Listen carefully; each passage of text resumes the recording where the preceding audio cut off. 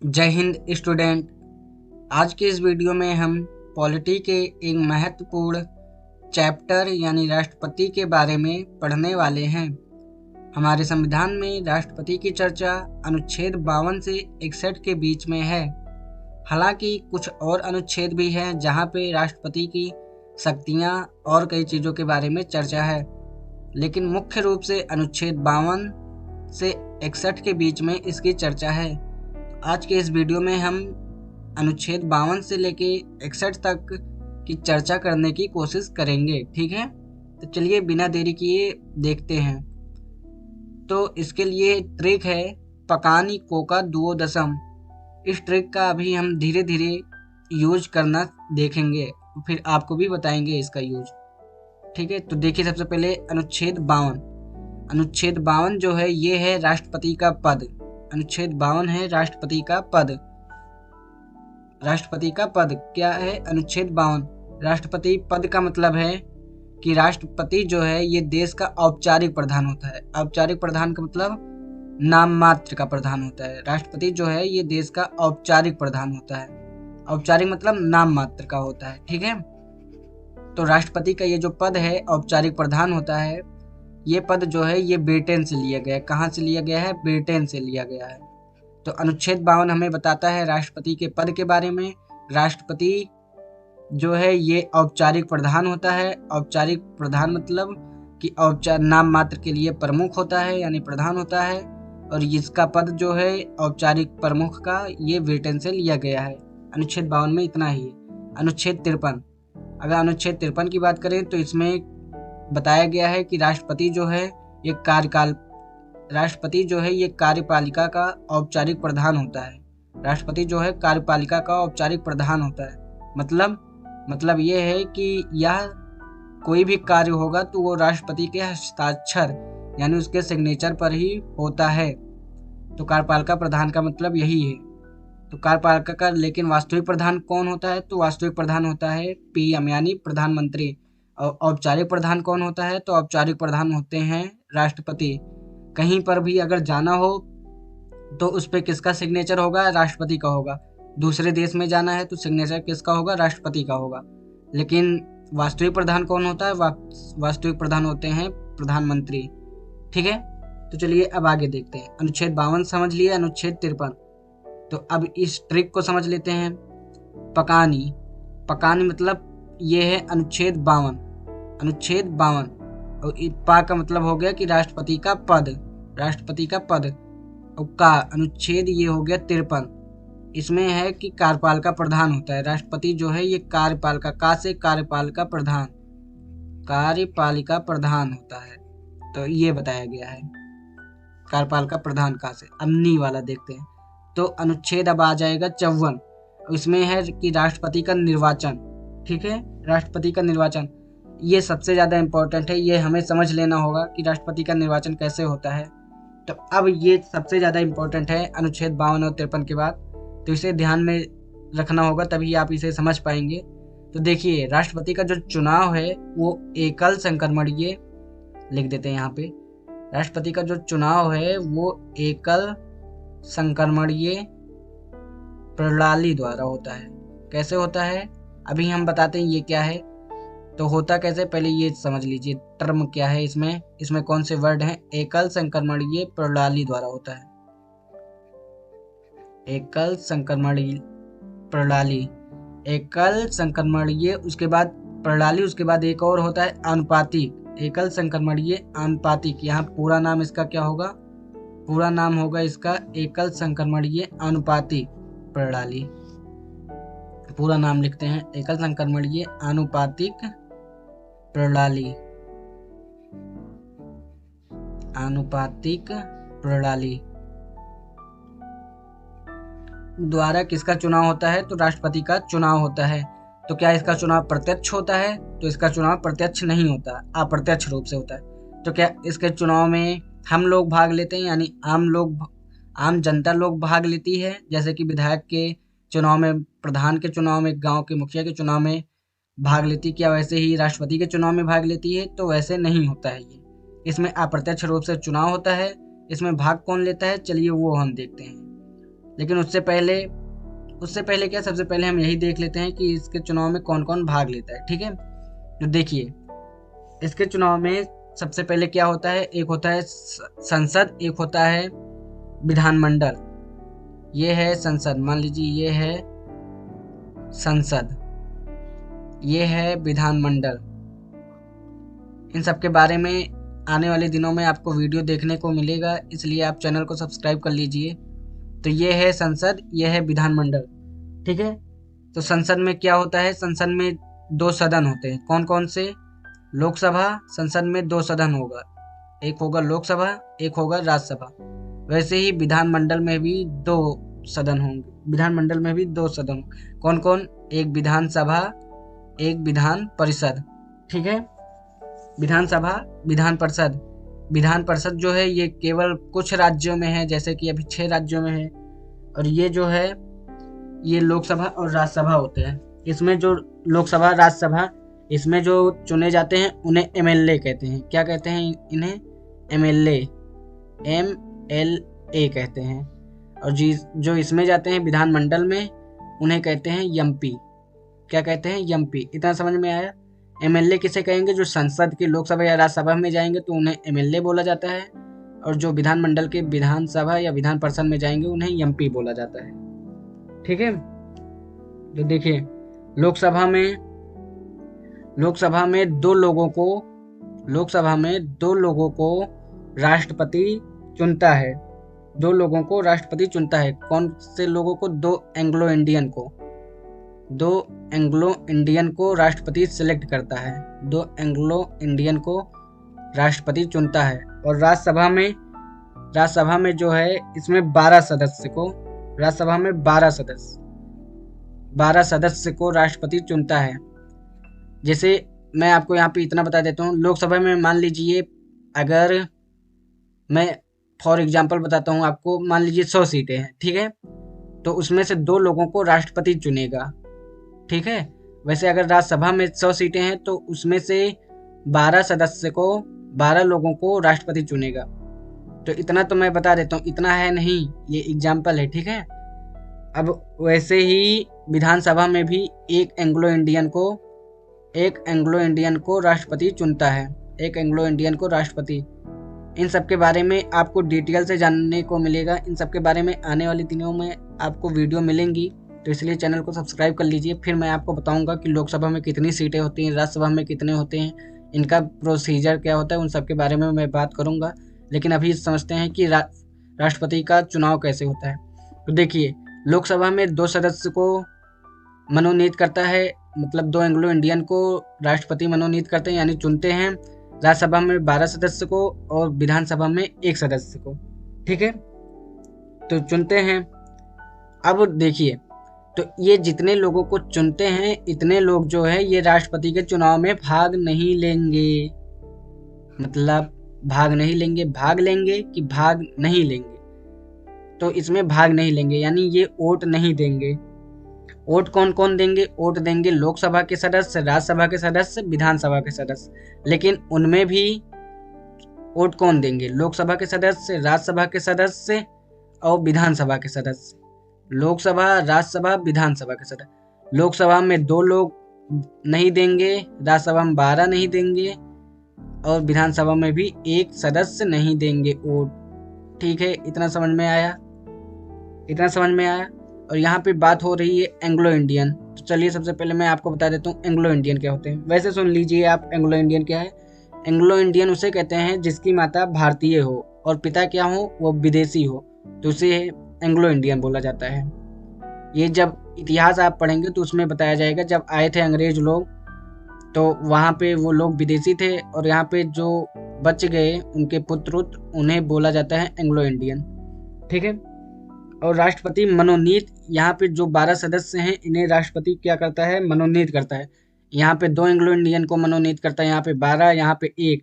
तो अब मनोनीत किसे करेगा, मनोनीत किसे करता है, तो मनोनीत जो विज्ञान के, मतलब विज्ञान, कला और आदि क्षेत्र में, यानी विज्ञान, कला और भी किसी क्षेत्र में अगर वो पारंगत हैं, यानी उनका नाम है, तो उन्हें लोकसभा, राज्यसभा और विधानमंडल के विधानसभा में, मतलब अगर देखो किसे मनोनीत करेगा? ये 12 सदस्य कौन होंगे? 2 एंग्लो इंडियन होंगे, ये 1 एंग्लो इंडियन होगा, ये 12 सदस्य होंगे। तो 12 सदस्य में कौन होगा? तो 12 सदस्य में वो होगा जो विज्ञान के क्षेत्र में या कला के क्षेत्र में या किसी भी क्षेत्र में अगर वो पारंगत है, मतलब उसका नाम है, तो उसे राष्ट्रपति चुन लेगा। ठीक है, बस इतना ही समझिए। तो राष्ट्रपति के चुनाव में कौन कौन भाग लेता है? लोकसभा के सदस्य, राज्यसभा के सदस्य और विधानसभा के सदस्य। तो चुनाव कैसे होता है? चुनाव मैंने आपसे कहा कि आनुपातिक एकल संक्रमणीय आनुपातिक प्रणाली द्वारा होता है। तो ये क्या होता है, चलिए समझते हैं। ठीक है, अब चलिए इनके बारे में समझते हैं। जो देखिए, इसमें आनुपातिक प्रणाली का मतलब है, चलिए सबसे पहले हम आनुपातिक प्रणाली का मतलब समझ लेते हैं। ये क्या है? आनुपातिक प्रणाली।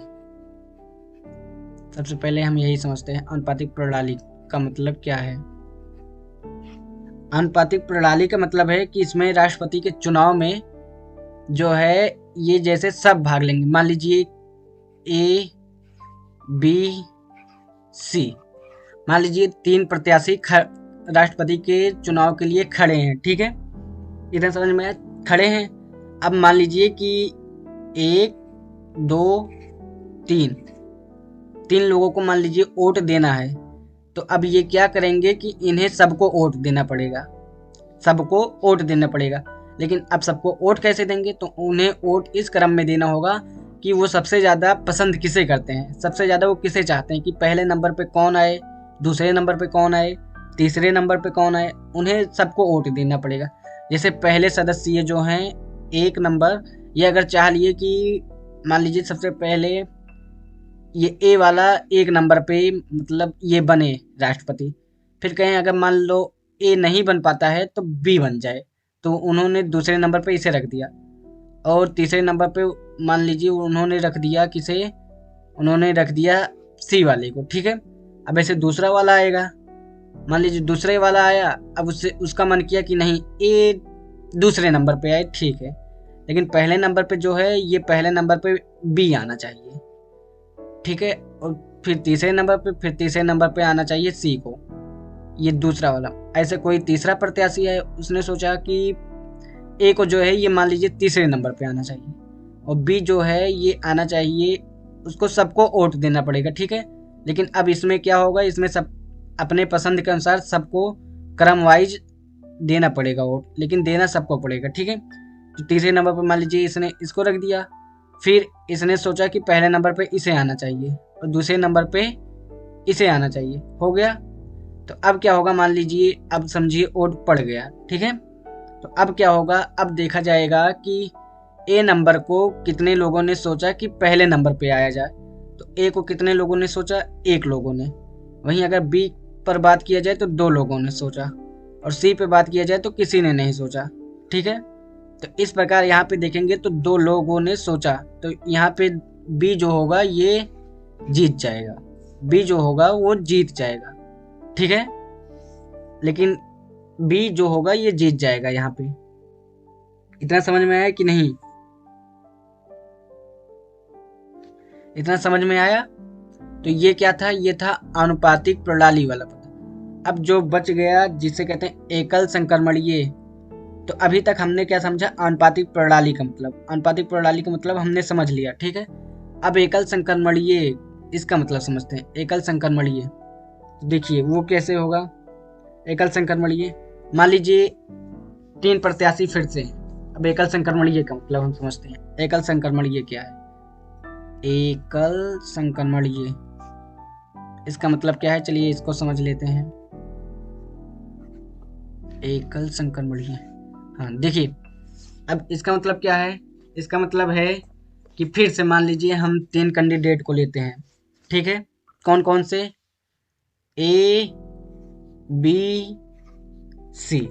ठीक है, अब फिर से वोट पड़ता है, तो मान लीजिए इन्हें तीसरे नंबर पे किसी ने रखा, फिर इन्हें पहले नंबर पे, इन्हें दूसरे, फिर इन्हें पहले, इन्हें दूसरे, इन्हें तीसरे, फिर कोई आया पहले, दूसरे, तीसरे, फिर कोई आया फिर तीसरे, पहले, दूसरे, फिर कोई आया वो दूसरे, पहले, तीसरे, ऐसे करके चला गया। ठीक है, अब देखिए तो यहाँ पे कितना है, 1 2, फिर से 1 हो जाएगा। एक और समझ लेते हैं, इतने में नहीं हो पाएगा। देखिए जल्दी जल्दी फिर से समझ लेते हैं। जैसे तीसरा, पहला, दूसरा आया, अब यहाँ पे कोई आया दूसरा, फिर यहाँ पे कोई आया पहला, तीसरा, फिर यहाँ पे कोई आया पहला, दूसरा, तीसरा मान लीजिए, फिर यहाँ पे कोई आया पहला, दूसरा, तीसरा, आ गया। अब देखिए क्या होगा। अब यहाँ पे ए को कितने लोगों ने चाहा कि पहले नंबर पे रखा जाए, तो यहाँ पे 2 लोगों ने चाहा। और वहीं अगर बी पर बात किया जाए तो कितने लोगों ने चाहा, तो बी को भी 2 लोगों ने चाहा, जबकि सी को किसी ने नहीं चाहा। ठीक है, तो अब क्या होगा, एकल संक्रमणीय प्रणाली का मतलब है कि अगर 2 लोगों को समान वोट मिलते हैं, ठीक है, समान वोट मिलते हैं, तो ये तीसरा है, इसके वोट को बाकी के दोनों उम्मीदवार को बराबर बराबर बांट दिया जाएगा। समझ में आया कि नहीं?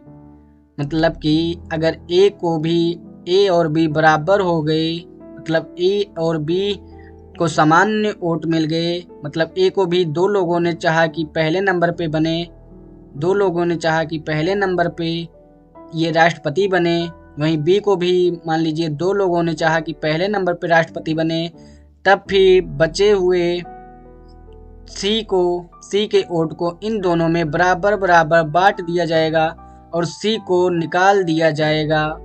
मतलब पहले राउंड से इन्हें हटा दिया जाएगा और इनके वोट को बराबर बराबर इन दोनों में बांट दिया जाएगा। ठीक है, इतना समझ में आया कि नहीं? इन दोनों तीनों में वोट हुआ, 2 लोगों को बराबर बराबर वोट मिल गए, सी को मिला पर कम मिला। ठीक है, तो अब इनके वोट को इन दोनों में बराबर बराबर बांट दिया जाएगा। फिर इन दोनों में बांटने के बाद फिर इन दोनों में होगा। अगर फिर इन दोनों में होगा, अब बचे ए और बी। अब इनमें हुआ कि एक, इनको सोचा 2, इनको 2 1 1 2 2 1 1 2 हो गया। मान लीजिए वोट अब पड़ गया। अब इन्हें तीसरे 3 वोट मिल गए। 3 लोगों ने चाहा कि इन्हें पहले नंबर पे दिया जाए, 3 लोगों ने चाहा कि पहले नंबर पे दिया जाए। तो इस प्रकार यहाँ पे क्या होगा, ए जो होगा ये जीत जाएगा, ए जो होगा वो विजयी हो जाएगा। तो आनुपातिक प्रणाली का मतलब ऐसे ही वोट, आनुपातिक प्रणाली का मतलब हमने समझा। आनुपातिक प्रणाली का मतलब कि ए बी सी हैं तो सबको ही वोट देना पड़ेगा। वोट कैसे देना पड़ेगा, तो हम अपने पसंद के आधार पर देंगे। हम जिसे चाहते हैं कि वो पहले नंबर पे, मतलब वो बने राष्ट्रपति, तो उसे हम पहले नंबर पे रखेंगे। अगर फिर हम जिसे चाहते हैं कि अगर ये ना बन पाए तो फिर उसके बाद कौन बने, तो उसे हम दूसरे नंबर पे रखेंगे। फिर हम चाहते हैं अगर ये भी ना बन पाए तो कौन बने, तो उसे हम तीसरे नंबर पे रखेंगे। इसी प्रकार हम रखेंगे, तो उसे कहते हैं आनुपातिक प्रणाली। उसके बाद अगर 2 लोगों का वोट सामान्य हो जाता है तो फिर बचे हुए तीसरे का वोट जो है वो उन दोनों में बराबर बराबर बांट दिया जाएगा और तीसरे को फिर दूसरे चरण के लिए हटा दिया जाएगा। तो दूसरे चरण में, पहला चरण तो ये हो गया जिसमें 2 को, मतलब ए और बी को बराबर बराबर मिला और सी को नहीं मिला, तो सी को, अब सी के वोट को इन दोनों में बराबर बराबर बांट दिया जाएगा और सी को हटा दिया जाएगा। बाकी फिर दूसरा चरण का वोट होगा जिसमें से फिर से वोट होगा। फिर अगर कोई जीत गया, जैसे अब की बार ए को 3 लोगों ने चाहा कि ये पहले नंबर पे आए, तो इस प्रकार यहाँ पे ए जीत जाएगा। तो इस प्रकार ये समाप्त हुआ। ठीक है, तो इस प्रकार इनका वोट होता है, इनका जो वोट होता है इस प्रकार से होता है। ठीक, इतना समझ में आया? अब देखिए, अब यहाँ पे आता है फिर बात एक एमएलए का वोट। देखिए, जो मैंने आपसे कहा था कि जो लोकसभा और राज्यसभा से वोट देते हैं, देखिए जो लोकसभा और राज्यसभा से वोट देते हैं उन्हें एमएलए कहते हैं, और जो विधानसभा से वोट देते हैं उन्हें एमपी कहते हैं। इतना समझ में आया था ना? इतना मैंने आपसे बताया था। अब देखिए इनका वोट कैसे गिना जाता है, कैसे वोट होता है। इनमें सबका वोट बराबर नहीं होता, ये आपको ध्यान देना होगा, सबका वोट बराबर नहीं होता। तो देखिए, एक एमएलए का जो वोट है, एक एमएलए, एमएलए मतलब राज्यसभा या लोकसभा का सदस्य का वोट जो होता है ये बराबर होता है राज्य की जनसंख्या, यानी वो एमएलए कहाँ का है, राज्य की जनसंख्या, राज्य की जनसंख्या बटे कुल एमएलए गुणे 1000 बटे कुल एमएलए गुणे 1000। ठीक है, एक एमएलए का वोट इतना होता है। ठीक है, अब मान लीजिए यूपी के एक एमएलए हैं। मान लीजिए यूपी में एक एमएलए का वोट कितना होगा। मान लीजिए यूपी में एक एमएलए का वोट कितना होगा। एक एमएलए का वोट कितना होगा यूपी के एक एमएलए का वोट कितना होगा। तो अगर हमें इसे निकालना है तो हम देखेंगे कि यूपी की कुल जनसंख्या कितनी है। तो अगर हम मान लेते हैं यूपी की कुल जनसंख्या कितनी है, हम कुछ भी मान लेते हैं ऐसे रैंडम ही। ठीक है, यूपी की कुल जनसंख्या हम ऐसे मान लेते हैं कि इतना होगा यूपी की जनसंख्या हम मान ली। तो अब हम देखेंगे कि इतना हो गया। अब हम देखेंगे कि यूपी में कुल एमएलए कितने हैं। तो मान लिए कि यूपी में 403 एमएलए हैं। ठीक है, तो अब हम उससे गुणे 1000 कर देंगे। ठीक है, अब यहाँ से 3 जीरो ये गए, 3 जीरो ये गए। तो अब हम इसका कैलकुलेशन करेंगे। क्या करेंगे? कैलकुलेशन। तो फिर कैलकुलेशन जब हम करेंगे तो यहाँ पे मान लीजिए निकल के आया कितना। कैलकुलेशन करने के बाद 545 मान लीजिए ये काटने के बाद आ गया 545। तो एक एमएलए का वोट कितना हो जाएगा? 545 के बराबर, मतलब एक एमएलए का वोट होगा 545। ठीक है, अब अगर बात की जाए, ये तो हो गया यूपी के एक एमएलए का वोट 545। और कुल एमएलए कितने थे? कुल एमएलए थे 403। अब यूपी के कुल एमएलए का वोट तब कितना हो जाएगा? यूपी के कुल एमएलए का वोट, तो यूपी के कुल एमएलए का वोट हो जाएगा एक एमएलए का 545। तो फिर कुल एमएलए का हो जाएगा 403। 545 गुणे 403 टोटल कितना हो जाएगा? 2,20,000। ठीक है, ये हो जाएगा यूपी के कुल एमएलए का वोट। तो एमएलए का वोट ऐसे निकाला जाता है। पता चला आपको कैसे एमएलए का वोट कैसे निकाला जाता है? आपको पता चला? आई होप आपको समझ में आया होगा कि एमएलए का वोट कैसे निकाला जाता है। ये तो था एमएलए का वोट कैसे निकलेगा। अब बात करते हैं कि एमएलए का वोट निकल गया। ये तो था एमएलए का वोट, एमएलए का वोट कैसे निकलता है। अब अगर हम बात करें कि एमपी का वोट कैसे निकलता है। एमपी कौन होगा? विधानसभा का सदस्य। अब एक एमपी का वोट कैसे निकलेगा, तो चलिए वो देख लेते हैं कि एमपी का वोट कैसे निकलेगा। एक एमपी का वोट कैसे हम निकालेंगे कि कितना वोट मिला।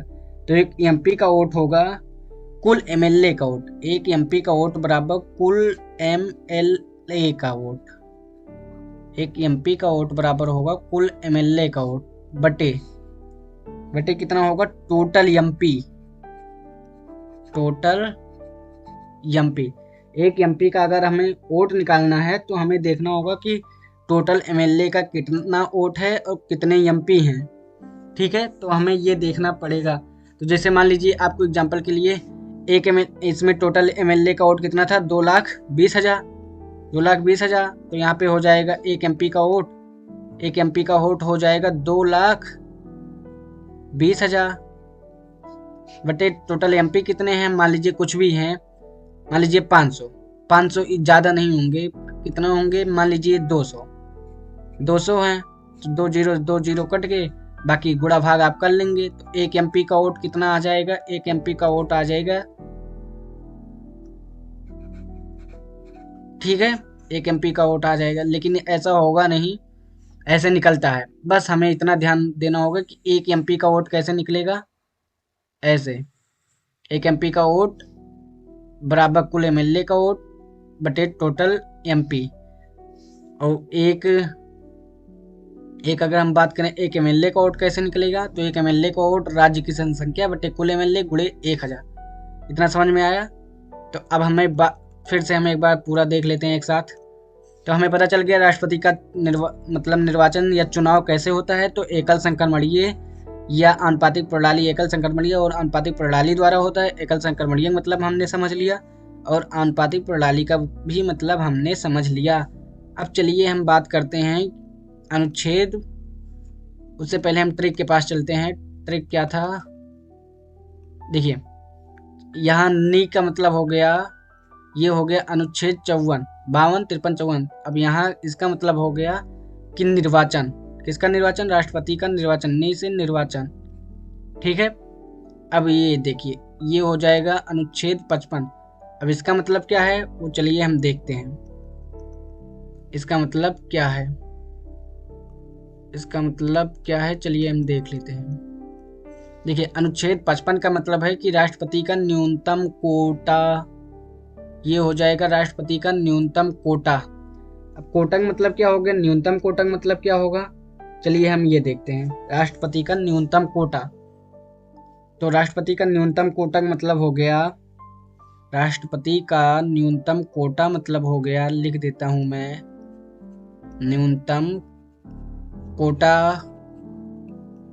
हो जाएगा कुल वोट, कुल वोट बटे कुल प्रत्याशी,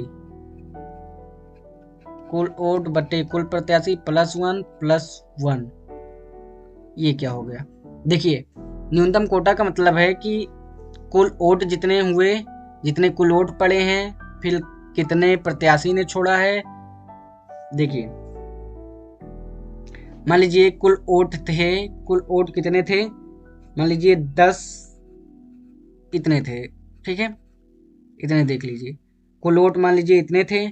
कुल प्रत्याशी कितने थे, मान लीजिए 3 प्रत्याशी थे, टोटल प्रत्याशी 3, तो 3 + 1 हो जाएगा। ठीक है, फिर ये कितना आएगा, मान लीजिए फिर ये आया गुणा भाग करने पे 2.5 लाख, कितना आ गया, 2.5 लाख। ठीक है, तो अब जो है राष्ट्रपति को 2.5 लाख कम से कम वोट पाना होगा। 2.5 लाख ये जो है ये न्यूनतम कोटा है, इतना तो वोट आना ही चाहिए, 2.5 लाख। ठीक है, इतना पार करना होगा राष्ट्रपति को। अगर इससे कम पाते हैं तो फिर वो चुनाव में नहीं जीत पाएंगे। ठीक है, उन्हें ये पार करना होगा। और इसके साथ ही साथ एक और होता है, वो होता है जमानत राशि। जमानत राशि एक होता है, जमानत राशि। वो क्या होता है, जमानत राशि मतलब 15,000 रुपये जो है ये RBI के पास जमा करना होता है। ठीक है, RBI के पास जमा करना होता है अगर राष्ट्रपति को कुल वोट का 1/6 हिस्सा से कम वोट मिलता है। कुल वोट मान लीजिए 200 है, मान लीजिए 200 है, उसका 1/6 कितना हो जाएगा, 6 त्रिक 18, 3 मान लीजिए 33। ठीक है, अगर उससे कम वोट पाता है तो उसकी जमानत राशि जब्त हो जाएगी। मतलब अब 33, 200 का मान लीजिए अगर 1/6 हम करेंगे तो मान लीजिए 33 आया, तो 33 से अगर कम वोट राष्ट्रपति पाते हैं तो उनकी जमानत राशि जब्त हो जाएगी। जमानत राशि का मतलब कि 15,000 रुपये जो उन्होंने RBI को जमा किए चुनाव लड़ने के लिए, वो जब्त हो जाएंगे। और जमानत राशि जब्त होना एक अपमान की स्थिति कहलाती है। मतलब ये एक अपमान की स्थिति होती है अगर किसी के जमानत राशि जब्त हो जाए। ठीक है, तो राष्ट्रपति को क्या क्या फॉलो करना पड़ता है, उनके चुनाव में कौन भाग लेता है ये हमने जान लिया, कैसे चुनाव होता है ये भी हमने समझ लिया, और न्यूनतम कोटा राष्ट्रपति को पार करना होता है ये भी हमने समझ लिया, न्यूनतम कोटा क्या होता है। और राष्ट्रपति को जमानत राशि भी जब्त हो जाएगा अगर उन्होंने कुल वोट का 1/6% वोट से कम वोट पाते हैं तब। ठीक है, अब इतना समझ में आया। तो चलिए फिर से हम ट्रिक के पास चलते हैं। ट्रिक क्या था, देखिए यहाँ पे आर्टिकल 55 इसका मतलब है कि कोटा, न्यूनतम कोटा, को से कोटा, यहाँ पे को का मतलब है कोटा, न्यूनतम कोटा। ठीक है, तो हमने आर्टिकल 52, 53, 54, 55 देख लिया। अब हम देखते हैं 56, आर्टिकल 56। चलिए देखते हैं आर्टिकल 56 क्या कहता है। आर्टिकल 56 आर्टिकल 56 क्या कहता है, चलिए देखते हैं। आर्टिकल 56 क्या है, राष्ट्रपति का कार्यकाल। आर्टिकल 56 है राष्ट्रपति का कार्यकाल। तो देखिए राष्ट्रपति का कार्यकाल मैं बता देता हूँ आपको। इसके राष्ट्रपति का कार्यकाल सीधे बता देता हूँ आपको। राष्ट्रपति का कार्यकाल होता है 5 साल। कितने, 5 साल होता है। लेकिन अगर मान लीजिए कि राष्ट्रपति किसी कारणवश अपने पद से त्यागपत्र दे देते हैं या इस्तीफा दे देते हैं या अकाल मृत्यु हो जाती, कुछ भी अगर हो जाता है, तो फिर 6 माह के के अंदर 6 माह के अंदर राष्ट्रपति का चुनाव दोबारा कराया जाता है। उसके बाद जो आएगा उसे पुनः 5 साल के लिए राष्ट्रपति का पद दिया जाएगा, लेकिन 6 माह के अंदर चुनाव करने तक राष्ट्रपति का पद जो है वो उपराष्ट्रपति संभालेगा। फिर से ध्यान से सुनिए, राष्ट्रपति का कार्यकाल 5 साल तक होता है, लेकिन अगर किसी कारणवश राष्ट्रपति नहीं रहे तो फिर उस समय 6 महीने के अंदर दोबारा चुनाव होगा। उसके बाद जो आएगा वो 5 साल के लिए राष्ट्रपति बनेगा, लेकिन 6 माह के अंदर चुनाव होने तक, दोबारा राष्ट्रपति बनने तक जो राष्ट्रपति का पद संभालेगा वो होगा उपराष्ट्रपति। ठीक है, उपराष्ट्रपति। तो 5 साल तक होता है, राष्ट्रपति का कार्यकाल 5 साल तक होता है। किसी कारणवश अगर राष्ट्रपति नहीं है तो उपराष्ट्रपति उनका पद संभालेगा। अगर राष्ट्रपति अपने पद से इस्तीफा या कुछ भी दे देते हैं, हट जाते हैं, तो दोबारा चुनाव होगा। उसके बाद जो आएगा वो 5 साल के लिए राष्ट्रपति के पद पर रहेगा। ठीक है, इतना समझ में आया? तो ये था आर्टिकल 56 यानी अनुच्छेद 56। तो इसमें का मतलब क्या है? ये है कार्यकाल। किसका कार्यकाल? राष्ट्रपति का कार्यकाल, जो कि हमने समझ लिया। अब चलिए इसका मतलब समझते हैं। ये होगा आर्टिकल 57। आर्टिकल 57 क्या है? चलिए देखते हैं इसके बारे में। इसका मतलब है कि राष्ट्रपति जो हैं, आर्टिकल 57 का मतलब है कि राष्ट्रपति जो हैं वो दोबारा निर्वाचित हो सकते हैं। आर्टिकल ये देखिए, आर्टिकल 57 जो है, एक ही राष्ट्रपति जो हैं वो दोबारा निर्वाचित हो सकते हैं। दोबारा निर्वाचित होने का मतलब, जैसे राजेंद्र प्रसाद थे, ये 2 बार राष्ट्रपति बने। एक बार जैसे 5 साल के लिए राष्ट्रपति बने, उसके बाद ये मान लीजिए अब इन्हें अपने पद से हटना है, तो ये फिर से मान लीजिए फिर से ये दोबारा निर्वाचित हो सकते हैं। दोबारा राष्ट्रपति के चुनाव के लिए लड़ सकते हैं, उसके बाद जीत कर दोबारा निर्वाचित हो सकते हैं। तो एक ही राष्ट्रपति दोबारा निर्वाचित हो सकते हैं, जैसे कि राजेंद्र प्रसाद हुए थे। ठीक है, ये तो हो गया आर्टिकल 57। तो हमने समझ लिया आर्टिकल 57। चलिए ट्रिक के पास जल्दी से चलते हैं। आर्टिकल 57 क्या था? आर्टिकल 57 कहता है कि राष्ट्रपति दोबारा, आर्टिकल 57 कहता है कि राष्ट्रपति जो है वो दोबारा, आर्टिकल 57 कहता है कि राष्ट्रपति दोबारा निर्वाचित हो सकते हैं। दोबारा निर्वाचित हो सकते हैं, एक ही राष्ट्रपति दोबारा निर्वाचित हो सकते हैं, ये कहता है आर्टिकल 57। ठीक है, अब आर्टिकल 58 की बात करें तो आर्टिकल 58 में है योग्यता। आर्टिकल 58 है योग्यता। किसकी योग्यता? राष्ट्रपति के पद के लिए योग्यता। आर्टिकल 58 क्या है? योग्यता। किसके लिए योग्यता? तो राष्ट्रपति के लिए योग्यता। चलिए हम देख लेते हैं राष्ट्रपति के लिए योग्यता। देखिए, राष्ट्रपति के लिए योग्यता होनी चाहिए कि वो भारत का नागरिक हो, कम से कम 35 साल की आयु हो, और लोकसभा के सदस्य बनने की योग्यता रखता हो, और 50 अनुमोदक और 50 प्रस्तावक होने चाहिए। 50 अनुमोदक और 50 प्रस्तावक होने चाहिए। ठीक है, तो इतना तो सब फॉलो कर लेते हैं। जो भी राष्ट्रपति का चुनाव लड़ेगा वो भारत का नागरिक होना चाहिए, 35 साल आयु होनी चाहिए, लोकसभा के सदस्य बनने की आयु योग्यता रखता हो। तो मैं आपको जब पढ़ाऊंगा लोकसभा, राज्यसभा, संसद, विधानसभा, विधानमंडल, तो मैं आपको बताऊंगा कि ये सब क्या होते हैं। लोकसभा के सदस्य बनने के लिए 25 साल की आयु होनी चाहिए, जो कि जो राष्ट्रपति पद के लिए एलिजिबल होगा वो ऑटोमेटिक ही लोकसभा के सदस्य बनने के लिए योग्य हो जाएगा। ठीक है, तो उसके बाद 50 अनुमोदक और 50 प्रस्तावक होने चाहिए। ठीक है, कि 50 लोग चाहें कि हाँ ये राष्ट्रपति बने, 50 अनुमोदक और 50 प्रस्तावक होने चाहिए, और 50 लोग ले जाएं, ठीक है, इनको सीट दे दीजिए, ये लड़ें राष्ट्रपति के पद के लिए। ठीक है, तो 50 अनुमोदक और 50 प्रस्तावक होने चाहिए। तो इस प्रकार हो गए ये योग्यता। ये था योग्यता, आर्टिकल 58 योग्यता था। अब यहाँ 10 का मतलब जो है, द का मतलब ये है, यहाँ नीचे लिख देते हैं। द का मतलब यहाँ पे है आर्टिकल 59 से, और इसका मतलब है कि दशा मतलब शर्त या दशा। तो आर्टिकल 59 जो कहता है राष्ट्रपति के लिए शर्त क्या है, वो तो था, ये तो था योग्यता क्या होनी चाहिए। अब शर्त क्या है? शर्त देखिए कि वो पागल नहीं होना चाहिए, पागल दिवालिया नहीं होनी चाहिए। जमानत राशि जो है, अभी मैंने आपको बताया था कि जमानत राशि RBI के पास 15,000 रुपये जमा होना चाहिए, मैंने आपको बता दिया। अगर 1/6 वोट, कुल वोट का 1/6 6 वोट नहीं मिलता है राष्ट्रपति को, जो जमानत राशि 15,000 रुपये ये जो है ये जब्त हो जाता है, ये मैंने आपको बता दिया। और किसी लाभ के पद पर नहीं होना चाहिए, ये कहता है। पागल और दिवालिया नहीं होना चाहिए, जमानत राशि 15,000 रुपये जमा होना चाहिए और किसी लाभ के पद पर नहीं होना चाहिए। अब लाभ का पद कौन कौन सा होता है ये हमें समझ लेना चाहिए।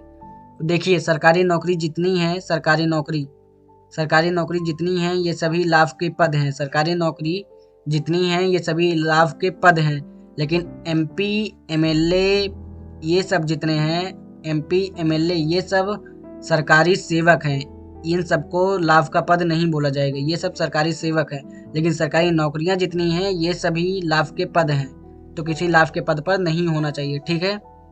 ये कहता है आर्टिकल 59। अब आर्टिकल 60 अगर हम बात करें तो यह है राष्ट्रपति का शपथ।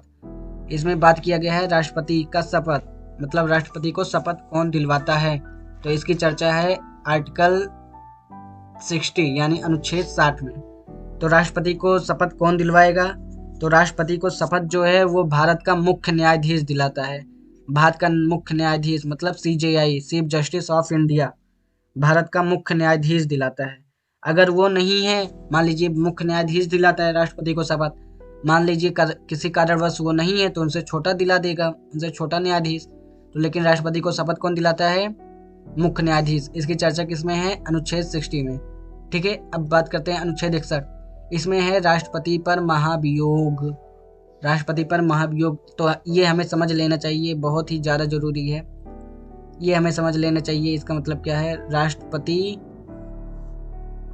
राष्ट्रपति पर महाभियोग। तो देखिए, राष्ट्रपति पर महाभियोग लगाने के लिए कहाँ से महाभियोग लगेगा, चलिए इसे मैं समझा देता हूँ। ये है, मान लीजिए ये संसद, ये है लोकसभा, ये है राज्यसभा। तो देखिए जो है महाभियोग जो है वो लोकसभा या राज्यसभा कहीं से भी लग सकता है।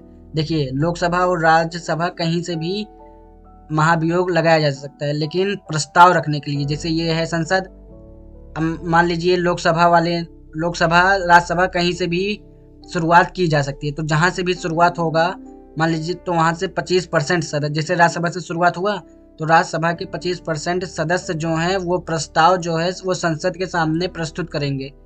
25% सदस्य संसद के सामने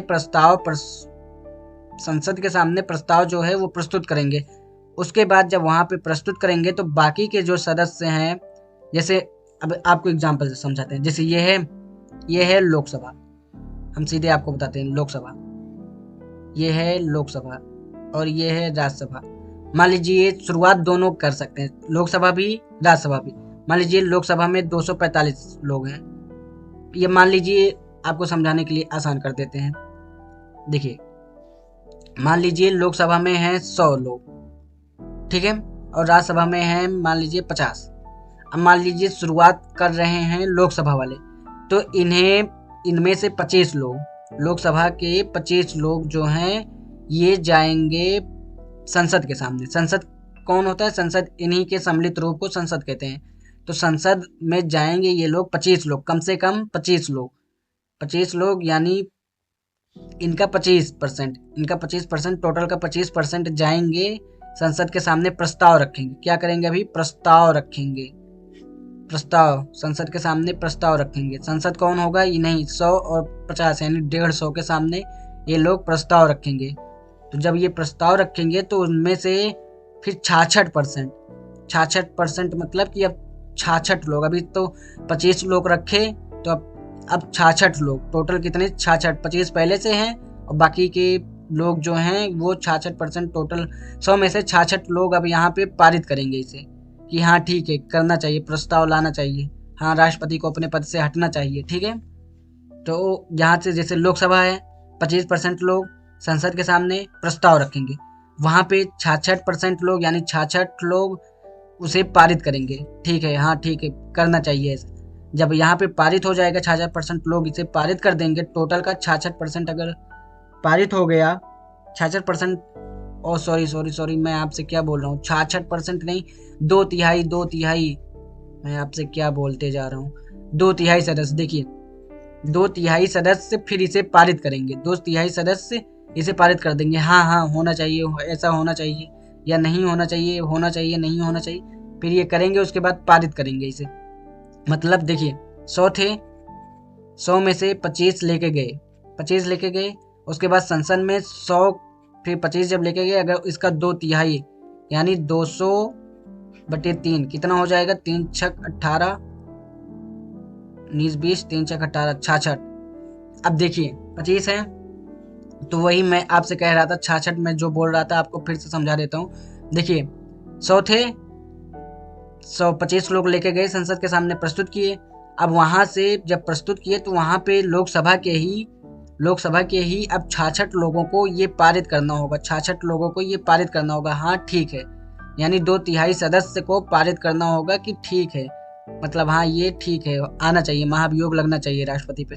तो अगर 66% या 2/3 सदस्य पारित कर दिए इसे, अभी तो प्रस्ताव रखे 25% लोग, अगर 2/3 से पारित हो गया, फिर ये जाएगा राज्यसभा में। अगर लोकसभा से शुरू हुआ है तो राज्यसभा में जाएगा, राज्यसभा से शुरू हुआ है तो लोकसभा में जाएगा, ठीक है। तो जब ये पारित हो गया, फिर अब ये राज्यसभा से लोकसभा जाएगा, या लोकसभा से पारित हुआ है तो राज्यसभा में जाएगा। तो उससे पहले, यानी राज्यसभा में है, अगर लोकसभा में है, देखिए अब यहाँ से मान लीजिए 25% लोगों ने प्रस्ताव रखा, 66 यानी 2/3 सदस्य, यानी 66% लोग, 2/3 सदस्य या 66 लोग इसे पारित कर दिए। तब अब ये जाएगा राज्यसभा में। राज्यसभा में जाने से 14 दिन पहले, राज्यसभा में जाने से 14 दिन पहले राष्ट्रपति को सूचना देनी होती है, राष्ट्रपति को सूचना देनी होती है। राष्ट्रपति को क्या करना पड़ेगा, राष्ट्रपति को सूचना देना पड़ेगा। क्या करना पड़ेगा जल्दी बताइए, सूचना देना पड़ेगा। क्यों देना पड़ेगा, जिससे वो अपने बचाव पक्ष में अपने वकील के द्वारा, अपने द्वारा जाके कुछ कह सके, अपने बचाव में बता सके कि ये जो आरोप लगाए जा रहे हैं। आखिर जब 25% लोग प्रस्ताव रखेंगे तो किसी आधार पे रखेंगे कि नहीं होना चाहिए, राष्ट्रपति को हटना चाहिए। तो अगर 2/3 सदस्य पारित करते हैं तो किसी आधार पे करेंगे। तो जब पारित हो गया, पारित होने से दूसरे सदन में जाने से पहले 14 दिन पहले राष्ट्रपति को बताना होता है कि आपके ऊपर महाभियोग लग रहा है। तो जब राष्ट्रपति फिर अपने बचाव में अपने वकील या किसी को भी भेजेगा, अगर नहीं भेज पाया, फिर अगर वो लोकसभा में है, लोकसभा से फिर वो राज्यसभा में अगर चला गया, लोकसभा से अगर राज्यसभा में चला गया, राज्यसभा में जाने से पहले 14 दिन पहले सूचना देनी होती है। फिर अगर वो राज्यसभा में फिर चला गया 14 दिन के बाद, फिर वहाँ भी अगर 2/3 सदस्य, उनके जितने सदस्य हैं, मान लीजिए वहाँ पे थे 50 सदस्य थे, तो उसके अगर 2/3 सदस्य ने फिर पारित कर दिया, क्या कर दिया, पारित, अगर पारित कर दिया, तब फिर राष्ट्रपति को अपने पद से हटना होगा, ठीक है, फिर राष्ट्रपति को अपने पद से हटना होगा। तो इस प्रकार हमने समझा कि राष्ट्रपति के ऊपर महाभियोग जो है वो लोकसभा राज्यसभा कहीं से भी, दोनों सदनों में से कहीं से भी लाया जा सकता है। और दोनों सदनों में से प्रस्ताव रखने के लिए 25% चाहिए, उसके बाद पास कराने के लिए 2/3 सदस्य चाहिए, ठीक है, चाहिए। उसके बाद जिस सदन से ये पारित हो चुका है, यानी 2/3 सदस्य द्वारा अगर ये पारित हो चुका है, तो उसे दूसरे सदन में भेजा जाएगा। भेजने से 14 दिन पहले राष्ट्रपति को सूचना देनी होती है, 14 दिन पहले राष्ट्रपति को सूचना देनी होती है, यानी बताना होता है राष्ट्रपति को कि आपके ऊपर महाभियोग लग रहा है। अगर फिर बताने के बाद फिर वो दूसरे सदन में जाएगा। अगर दूसरे सदन ने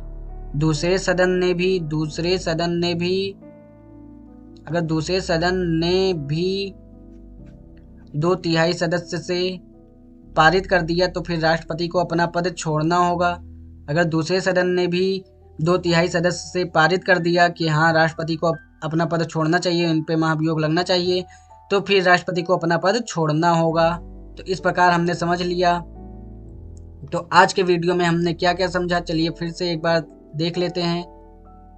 हमने आज के वीडियो में राष्ट्रपति के बारे में समझा। हमने आज के वीडियो में अनुच्छेद 52 से अनुच्छेद 61 तक की चर्चा की, ठीक है, अनुच्छेद 52 से अनुच्छेद 61 तक की चर्चा किया।